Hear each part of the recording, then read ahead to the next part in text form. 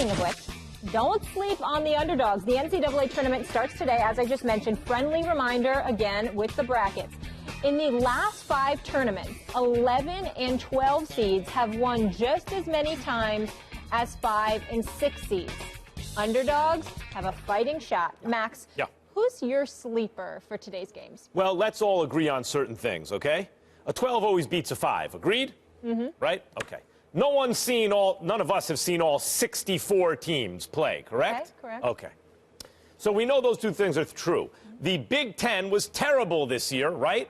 And my research tells me that Middle Tennessee State are called the Blue Raiders. You know, who knew? I like it. And they're actually good. I'm going with them. I love that analysis. That was strong. Right. Stephen A., please. I was going to pick them, so that's a great pick on the part Over of Max Minnesota. Kellerman. But since he beat me to it, believe it or not, even though they're number 8 seed in the West, I'm going to go with Northwestern. Now, last time we watched them, they got annihilated by Wisconsin. No doubt. They lost by 28. And Vic Law and you know, didn't show up. McIntosh did. But these guys got to help. You know, they've got to help McIntosh. You just look at it at Northwestern. I'm looking at some of the wins on their resume. They were 23-11 this year. Chris Collins, Doug Collins, our colleague Doug Collins, his son, who used to play and coach at Duke, doing a fantastic job at Northwestern. I think the kid can coach.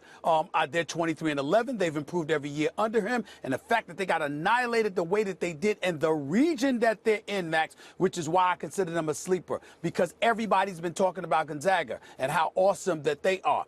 I think Northwestern has an opportunity to knock off Gonzaga. Notre Dame is in that region as well. It wouldn't surprise me at all. Wouldn't surprise me at all if Northwestern ended up going to the Elite 8. We shall see. I'll give you another one, by the way. I'll give you another one. Yeah. Florida State looked vulnerable in the ACC tournament, right? Florida Gulf Coast, right? Yeah. They score. All they do is score and score and score. Imagine the pressure on the Seminoles right now to not lose to a 3-named team in state. I like that. Yep.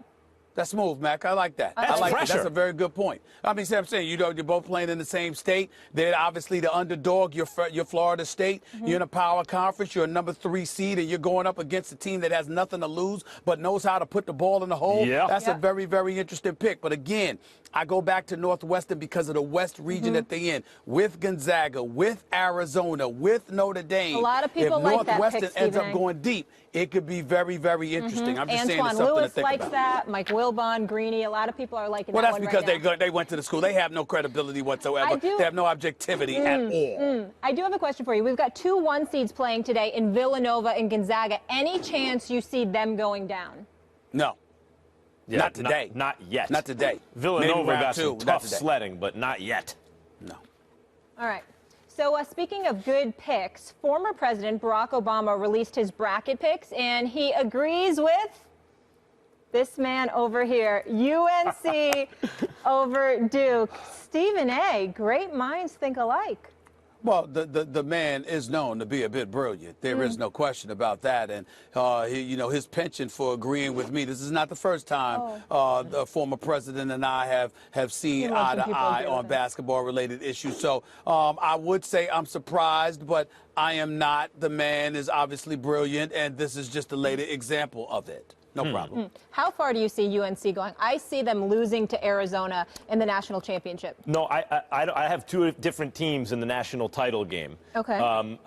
But do I reveal it? You want me to reveal my national title winner now? Is he allowed to do that to right reveal now? it? Let's ask Didn't Stephanie, you do our it the producer. other Can day? he reveal it? Yeah, go ahead. I got to tell you something. I thought Duke would beat UCLA in the finals.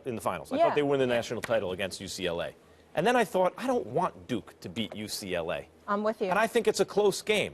So you know what? Damn it.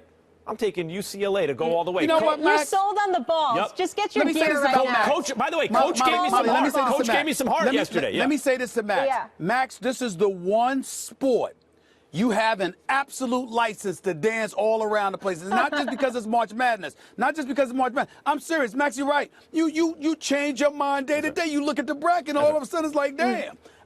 He's right. I mean, Middle Tennessee was a great pick by you, and even though you picked Duke originally, I don't blame you one bit for going with your emotions with UCLA, because the NCAA tournament, that's the one time to do that. I have no problem with it UCLA's whatsoever. got the most pro-style offense, and their defense got better as the season went on, and I think they got the best player in the country. And in fairness to Max, The only reason I'm picking North Carolina, I'm so steadfast on North Carolina, I refuse to believe that they're not going to avenge that devastating loss. You know, losing on a three-point shot at the buzzer by Chris Jenkins of Villanova after Marcus Page had tied the game with 4.7 seconds left in the national title game last year in Houston. I just believe if they're that close, they're going to smell blood. And the fact that they lost in the ACC tournament semifinal to Duke helps them along the way. Had they won the tournament, I may not have picked them. But them losing the tournament, you could have a 27-win season, you don't win the conference tournament, and you don't win the national title, you don't go to the Final Four, can't see it. They're going to do one of those three. And